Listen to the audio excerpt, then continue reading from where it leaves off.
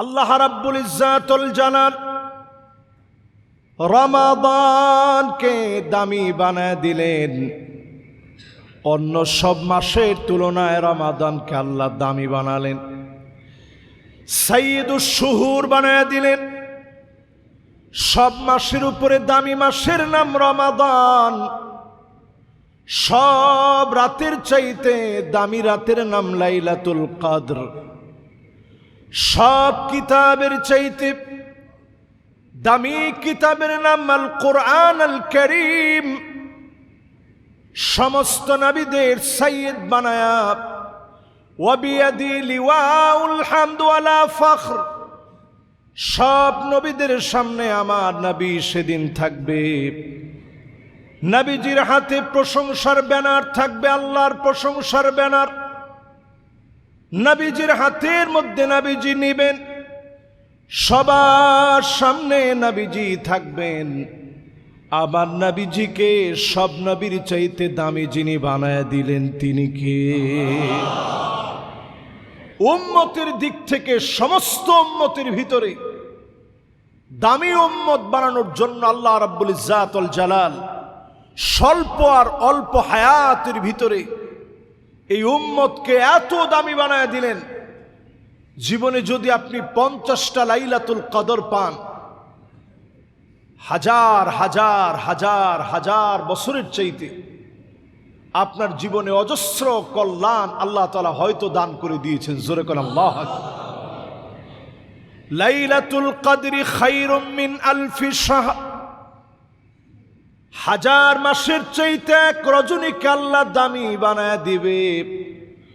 অসংখ্য গোলামদেরকে গুনাহ খাতা মাফ করে যিনি কবুল করে নিবেন তিনি কে?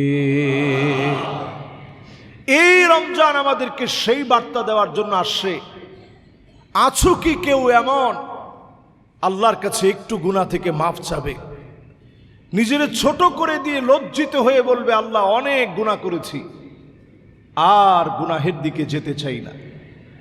নবীজি একদিন আলোচনা করতেছেন, মাইয়া খুদ মিন্নি হাউলাইল কালিমাত। নবীজি বললেন, কেমন আছো আমার কাছ থেকে এই কালেমাগুলা নিবা? আমার কাছ থেকে 5টা কথা কারা তোমরা শিখে নিবা? সর্বপ্রথম হাত তুলেছেন আবু হুরায়রা রাদিয়াল্লাহু তাআলা আনহু ওয়া আরদাহু। পড়েন আল্লাহুম্মা আমিন। চিন্তা করেন কেমন সাহাবী, সবাই বসা। নবীজি বললেন, তোমাদের মধ্যে কে এমন আছো যে আমার কাছ থেকে এই মুহূর্তে বলা 5টা কালেমা মুখস্থ করবা, অতঃপর তুমি নিজে শিখবা, আমল করবা, অন্যকে শিখাবা, সে আমল করবে। বলেন আল্লাহু আকবার। যদি আজকে আপনাদেরকে আমি প্রশ্ন করি, কে এমন আছেন 5টা কালেমা মুখস্থ করবেন, নিজে শিখবেন, আমল করবেন, অন্যকে শিখাবেন? কে এমন আছেন? হাত তোলেন। দেখেন, এরপরও আমরা সবাই হাত তুলতে পারি না। হাতটা নামান। দেখছেন কেউ হাত তুলছে একেবারে খুবই দ্রুত গতিতে, কেউ একটু পরে। এরপরে অনেকে এখনো হাতই তুলে নাই যে হুজুর আমি এটা শিখাও দরকার নাই, আমি অন্যরে শিখাতেও যাব না, আমি পারবো না হুজুর। কিন্তু আলহামদুলিল্লাহ অনেকে হাত তুলছেন। এরকম সর্বপ্রথম আবু হুরায়রা হাত তুলে ফেলছে। জোরে কোন আল্লাহু আকবার। তো নবীজি আবু হুরায়রা রাদিয়াল্লাহু তাআলা আনহুর হাতটা নিজ হাতে এইভাবে ধরছেন। এইভাবে ধইরা নবীজি একটা একটা করে 5টা গুণে গুণে শিক্ষা দিয়েছেন। 5টার ভিতরে প্রথম যেটা নবীজি শিখাইলেন, ইত্তাকিল মাহারিম তাকুন আ'বাদান নাস। হারাম ছেড়ে দাও, হারাম বর্জন করো, তোমাকে যিনি ওলিদের ওলি বানায় দিবেন তিনি কে? সুপারলেটিভ ডিগ্রি, সাধারণ ওলি না। ইসমে তাফদিল আরবিতে বলে, ইংরেজিতে বলে সুপারলেটিভ ডিগ্রি। এটা সর্ব উত্তম ওলি বোঝানো হয়। নবীজি বললেন, তাকুন আ'বাদান নাস, সবচেয়ে বড় ওলিদের ওলি আল্লাহ তোমাকে বানাবে। হারাম যদি আপনি ছেড়ে দেন, ওলিদের ওলি যিনি বানায়া দিবেন তিনি কে? তাহলে এক নম্বর নসিহা, আবু হুরায়রা রাদিয়াল্লাহু তাআলা আনহু আরদাহু তিনি হাত ধরে বললেন, নবীজির হাতের মধ্যে আবু হুরায়রার হাত, বললেন এক নাম্বার আঙ্গুলটা উঠাও। এরপরে এক নাম্বার আঙ্গুলটা উঠিয়ে নবীজি শিখিয়ে দিলেন, হারাম ছেড়ে দাও, তোমাকে যিনি ওলিদের ওলি বানায় দিবেন তিনি কে?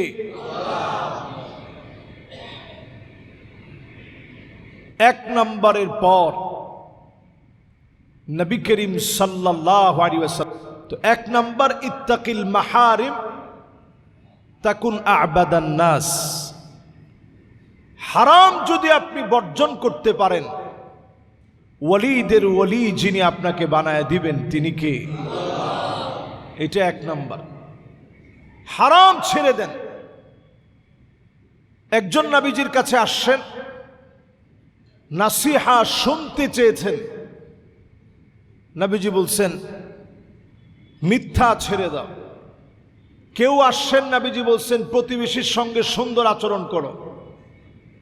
কেউ আসছেন, নবীজি বলছেন আজ থেকে তুমি তোমার পিতা মাতার সাথে সুন্দর আচরণ করো। কেউ আসছেন, নবীজি বলছেন আফসুস সালাম, ব্যাপক হারে তুমি সালাম দিয়ে দাও। যার জন্য যেটা প্রযোজ্য ছিল নবীজি সেটা বলে দিয়েছেন। একটা নসিহতের কারণে জীবন পরিবর্তন হয়েছে। নবীজি সাল্লাল্লাহু আলাইহি সাল্লামের হাদিসের এই অংশ দিয়ে যদি আপনি জীবন গড়েন, হারাম ছেড়ে দেন, আল্লাহর ভয়ে আপনি হারাম ছেড়ে দেন। আল্লাহকে ভয় পেয়ে যারা হারাম ছাড়বে, হারাম যারা বর্জন করবে, ইত্তাকু আল্লাহকে ভয় করো। 84টা আয়াতের ভিতরে 88 বার আল্লাহ পাক বললেন, গোলাম আমি আল্লাহরে ভয় করো, গোলাম আমি আল্লাহরে ভয় করো। আল্লাহকে যদি ভয় করার মতো ভয় করেন, আপনাকে যিনি দামি বানায়া দিবেন তিনি কে? এক নম্বর নসিহা। দুই নম্বর নসিহা, নবীজি বললেন ওয়ারদামা কাসামাল্লাহু লাক তাকুন আগনান নাস। আপনি যদি অল্পে তুষ্ট হয়ে যান, আল্লাহ যা দিয়েছেন তার উপরে যদি খুশি হয়ে যান, আপনাকে যিনি মানুষের ভিতরে ধনী বানায়া দিবেন তিনি কে? আমরা ধনী মনে করি যে বাড়ি 3-4টা আছে, এটাই ধনী হওয়া। অল্পে আপনি তুষ্ট হন, আপনার চাইতে বড় ধনী আর কেউ নেই। আপনি ব্যক্তিত্ববান হন, অন্যের পকেটের দিকে না তাকায়া, অন্যের সম্পদের দিকে না তাকায় নিজের দিকে তাকান আর বলেন আলহামদুলিল্লাহ। নিঃশ্বাস ছেড়ে দিয়ে মোহাব্বত নিয়ে মাঝে মাঝে আকাশের দিকে তাকায় পড়েন আলহামদুলিল্লাহ। এই অল্প কয়েকদিনের ভিতরে কয়বার ভূমিকম্প হয়েছে টের পাইছেন? ওই দিন তারাবি পড়ে একটু বসছি, তো যেই জায়গায় তারাবি পড়ছি সম্ভবত 10:40 হবে। এই টাইমে ওনারা আমার যেহেতু পাইছে, বলছে হুজুর একটু মেহমানদারি করাই। তো মেহমানদারি করতে করতে হঠাৎ করে একটা ঝাঁকুনি হয়েছে। আমি তখন চিন্তা করলাম, আল্লাহ এটা রমজান মাস, আল্লাহ আপনার বড় দয়ার মাস, বড় আদরের মাস। আল্লাহ আপনি সব তছনছ করে দিতে পারেন, আর তছনছ করবে না কেন একটু চিন্তা করেন। এই রমাদানের ভিতরে পাকিস্তান হামলা করেছে কোথায়? আফগানিস্তানে। মুসলমান 100 জনের উপরে মারা গেছে, 133 জন প্রায়, যাদের প্রেসক্রিপশনে জাতীয় কর্মকাণ্ড হচ্ছে। 2 দিন আগে পাকিস্তানে ভারী একটা ভূমিকম্প হয়ে গেল। আল্লাহ পাক এই সময়টাতে আসমানি অনেক বালা মুসিবত দিবেন, কারণ আমরা একটার পর একটা আযাব পাওয়ার পরও সংশোধন হইনি। এজন্য অল্পে তুষ্ট হন। যিনি আমাকে আপনাকে ধনী বানায় দিবেন তিনি কে? 3 নাম্বার, নবীজি হাত ধরে বললেন, ওয়া আহসিন জারাক তাকুন মুমিনা। প্রতিবেশীর সঙ্গে সুন্দর ব্যবহার করেন, আপনাকে যিনি মুমিন বানায়া দিবেন তিনি কে?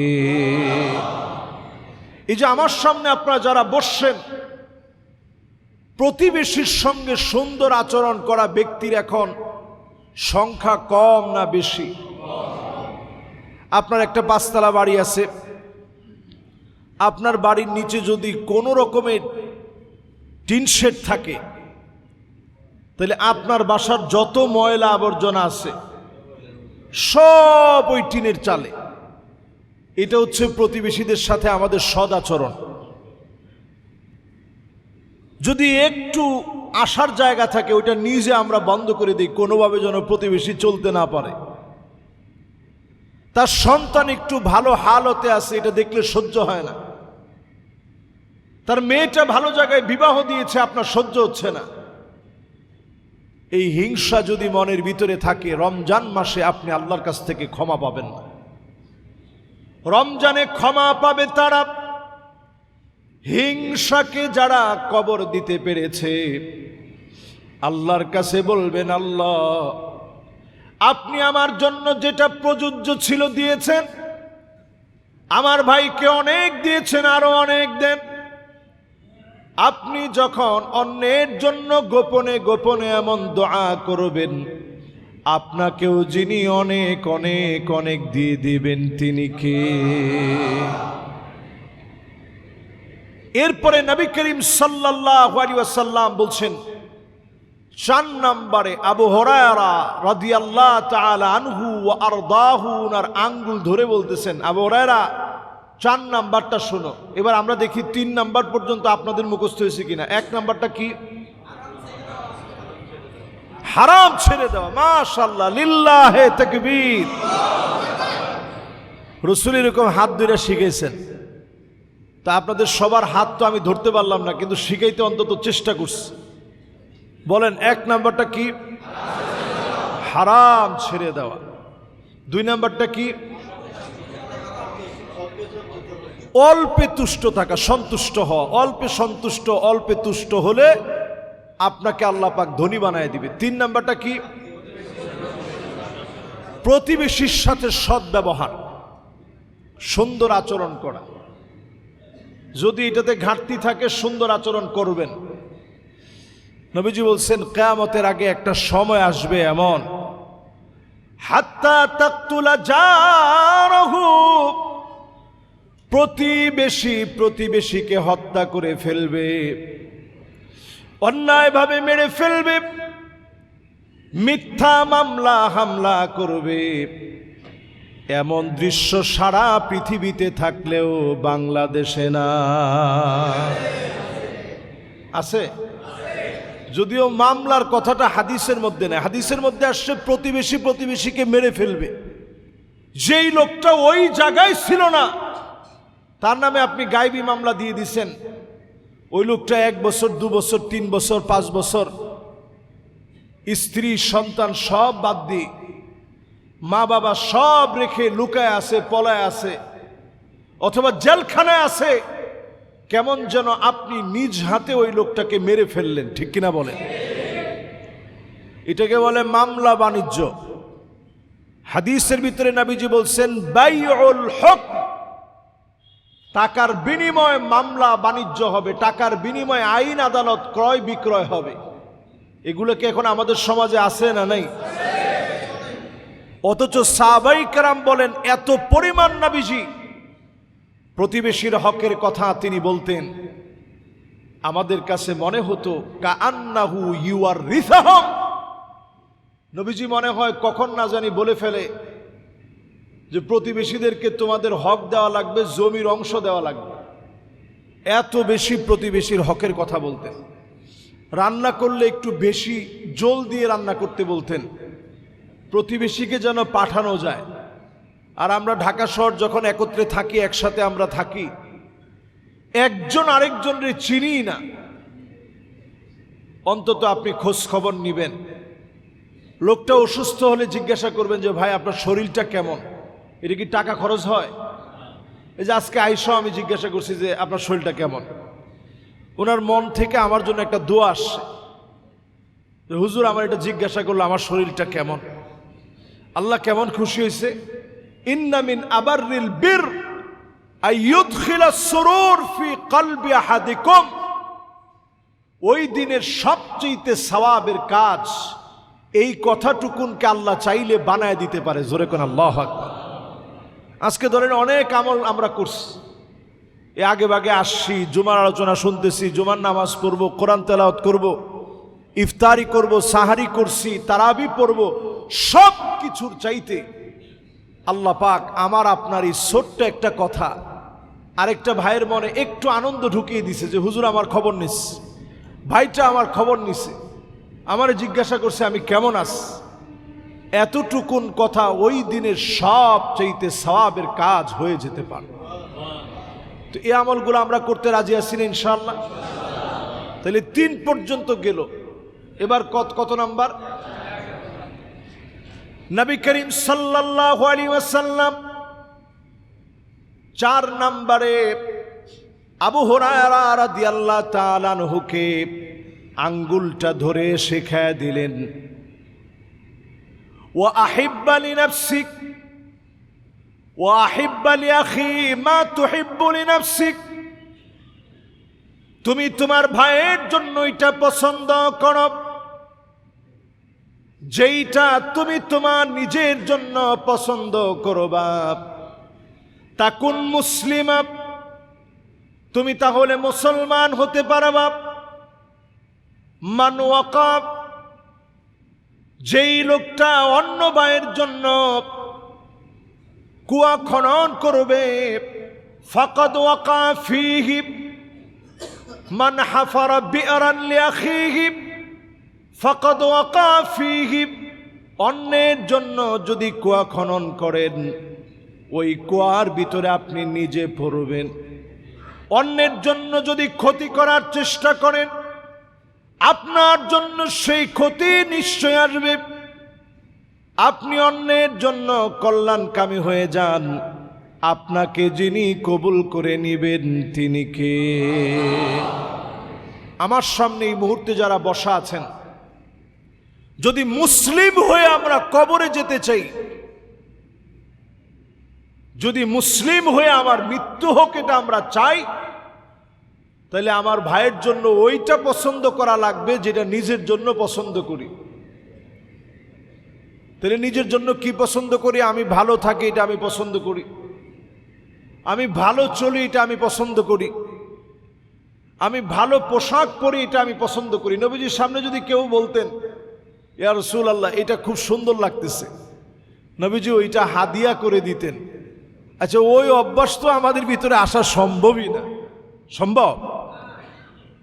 আপনি খতিব সাহেবরে কয়ে দেখেন, খতিব সাহেবের দ্বারা সম্ভব নেই সেটা আগে টেস্ট করে দেখেন। মানে আমি যে ওয়াজটা করতেছি আমার জন্য কদ্দূর সম্ভব এটা আগে টেস্ট করে দেখেন যে হুজুর আপনার আংটিটা মাশাআল্লাহ খুব সুন্দর, আমি দিব? মাশাআল্লাহ, আশরাফ সাহেব কইছে যে সম্ভব হইলে হয়তো দিবেন হুজুর। তাহলে চিন্তা করেন, হয়তো এটা আমরা দিতে না পারলেও মনের থেকে অন্তত চাবো আমার দ্বারা যেন কেউ ক্ষতিগ্রস্ত না হয়, আমার দ্বারা যেন কেউ কষ্ট না পায়। যদি কেউ কাউকে ভুলবশত কষ্ট দিয়েও ফেলেন, রাগের মাথায় সবসময় তো মেজাজ এক থাকে না। মেজাজটা যখন ঠান্ডা হয়েছে আপনি বলবেন যে ভাই ব্যবহারটা একটু আপনাকে কষ্ট দেওয়ার মতো হয়ে গেছিল, আল্লাহর হস্তে মাফ করে দিয়েন, আল্লাহর হস্তে আপনি আমারে মাফ করে দিন। এদুর কথা বললে আপনি ছোট হয়ে যাবেন না, আপনি সামান্য 2-1 কথা এই কথাটা বলে দিন যে ভাই ব্যবহারটা একটু কর্কশ হয়ে গেছিল, আল্লাহর হস্তে আমার একটু মাফ করে দিন। এদুর যদি আপনি বলতে পারেন হয়তো হতে পারে যিনি আপনাকে এটার কারণে মাফ করে নাজাত দিয়ে দিতে পারেন তিনি কে? তাকুন মুসলিমা, নবীজি বললেন মুসলিম যদি তুমি হতে চাও, তোমার ভাইয়ের জন্য তা পছন্দ করো যেটা তুমি তোমার নিজের জন্য পছন্দ করো। অথচ আমাদের দেশে ইফতারির আগে যে আইটেমগুলা বিক্রি করে, অনেক জায়গায় বুট পচে গেছে, ওইটা ভালোটার সাথে মিশিয়ে দিয়ে দেয়। খামো তো আমি না, খাবে তো আরেকজন। এরপরে যে কোনো কিছু আপনি কিনলেন, আগের দিনেরটা ফ্রিজে নিয়ে রাখা একটু গরম করে একসাথে মিশিয়ে দিয়ে দিছে, যেটা হয়তো ওই লোকটা খাবে না কিন্তু আপনাকে খাওয়াচ্ছে। এমন একটা কেক বানাইছে যে কেকটার ভিতরে আর্টিফিশিয়াল কাপড়ের রংগুলো দিয়ে, যেটা আপনার ক্যান্সারের কারণ হতে পারে, এটা আপনারা খাওয়াই দিচ্ছে, হয়তো সে নিজে খাবে না। সর্বত্র যদি আমরা এই সামান্য ছোট্ট নবীজির এই কথাকে অসামান্য মনে করে জীবন পরিবর্তনের যদি চেষ্টা করি, এই একটা সামান্য ছোট একটা লাইন মুখস্থ করা সম্ভব, সহজ এবং অতি সহজ। আপনার প্রতিবেশীর প্রতি যত্নশীল বানাবে, নিজেকে আল্লাহ ওয়ালা বানায় দিবে, এমন মানুষ বানায় দিবে আপনার হাতে কেউ কখনো কষ্ট পাবে না। বলেন আল্লাহু আকবার। এরপরে নবীজি ৫ম নম্বরে বললেন সাহাবায়ে কেরাম রিদওয়ানুল্লাহি আলাইহিম আজমাইনরা বসা। আবু হুরায়রা রাদিয়াল্লাহু তাআলা আনহুর হাত নবীজি ধরে রাখলেন, আদর করে ৫ম নম্বরে নবীজি বললেন, সাহাবীদেরকে লক্ষ্য করে বললেন, অল্প পরিমাণ তোমরা হাসবা, অল্প পরিমাণ যদি না হাসো, ইন্না কাসরাতাদ দাহিক তুমিতুল কলব, অন্তরটা মৃত হয়ে যাবে। অধিক পরিমাণ হাসলে অন্তরটা মরে যাবে। এই অন্তরকে যদি জীবিত বানাতে চান, অল্প পরিমাণ হাসেন, অধিক পরিমাণে কান্নাকাটি করেন। রমাদান মাসে আল্লাহর কাছে সেজদা অবনত হয়ে কাঁদেন, সেজদায় গিয়ে রমাদান মাসে কান্নাকাটি করেন, ফরিয়াদ করেন কায়মানুবাক্যে, এই রমাদানে যিনি আপনাকে আমাকে কবুল করে নিবেন তিনি কে? এই রমাদানের বরকতের সময়ে রবিউল মুমিন, মুমিনের এই বসন্তকালে ফুল ফুটার ইবাদতের সময় আপনি আমি যদি একটু ইবাদত বন্দিগির প্রতি মনোযোগী হই, রবিউল কলব, এই কলবের জন্য একটা বসন্তকাল চলে আসছে। রবিউল মুমিন, মুমিনের একটা বসন্তকাল চলছে। এই বসন্তকালে যদি একটু আমি আপনি ইবাদতে সজাগ হই, হাসিটা কমিয়ে দিয়ে কান্নাটা বাড়ায় দিই, চোখের পানি আল্লাহর কাছে বড় দামি হবে। আমাদের চোখ দিয়ে তেমন পানি আসতে চায় না, অন্তরটা এমন রূঢ় হয়ে গেছে, চোখ দিয়ে কাঁদতে চাই না। আল্লাহর নবী দাঁড়ায় যেতেন নামাজে, ইন তুআযিবুহুম ফাইন্নাহুম ইবাদুক, আয়াতে কারিমা তেলাওয়াত করতেন। দুইটা চোখ বেয়ে উম্মতের জন্য নবীজি কাঁদতেন। অজর ধারায় চোখের পানিগুলা গড়ায় গড়ায় পড়ত। নবীজি অজর ধারায় চোখের পানি ছেড়ে দিয়ে কাঁদতেন।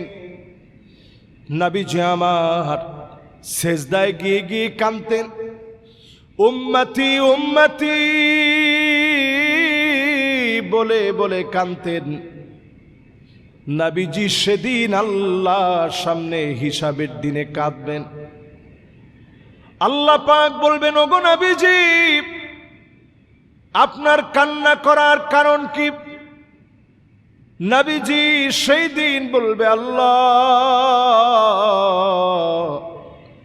কোথায় আমার উম্মত, কোথায় আমার উম্মত? আল্লাহ পাক বলবেন ইশফাতু শাফা, ওগো নবীজি যাকে মনে চায় শাফাত করেন।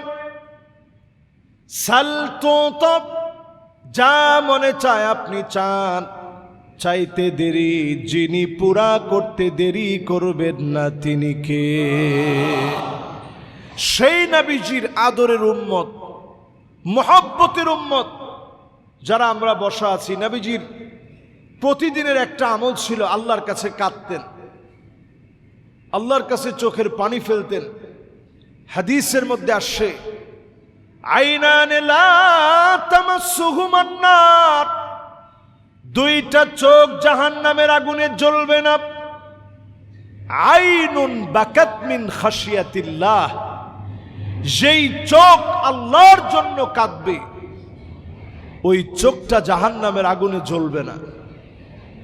আচ্ছা একটু বলেন তো দেখি, জাহান্নামের আগুনে যদি আপনার চোখটা না জ্বলে, চোখকে কি আল্লাহ আলাদা করে দিবেন? আপনার এই উসিলা আল্লাহ মাফ করবেন। এই জন্য চোখ দিয়ে মাঝে মাঝে একটু 2 ফোঁটা পানি ফেলে কাঁদবেন আল্লাহর কাছে।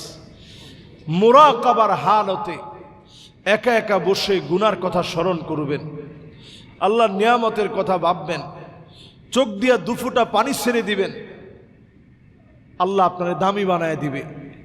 হাসি বন্ধ করবেন, যদি হাসতেই হয় মুস্কি হাসি হাসবেন। অট্ট হাসি হাসার সুযোগ মুসলমানের একেবারেই নাই। এই পৃথিবীতে আজকে আরেকটা সংঘাত শুরু হলো। এমনিতে এই পৃথিবীর ভিতরে 2 কোটি মুসলমান, 2 কোটি মুসলমান আজকে পর্যন্ত মার খাচ্ছে, আমরা সমাধান করতে পারি নাই। 20 কোটি মুসলমানের ভিতরে 2 কোটি মার খাচ্ছে। 200 কোটি মুসলমানের ভিতরে 2 কোটি মুসলমান এখন মার খাচ্ছে।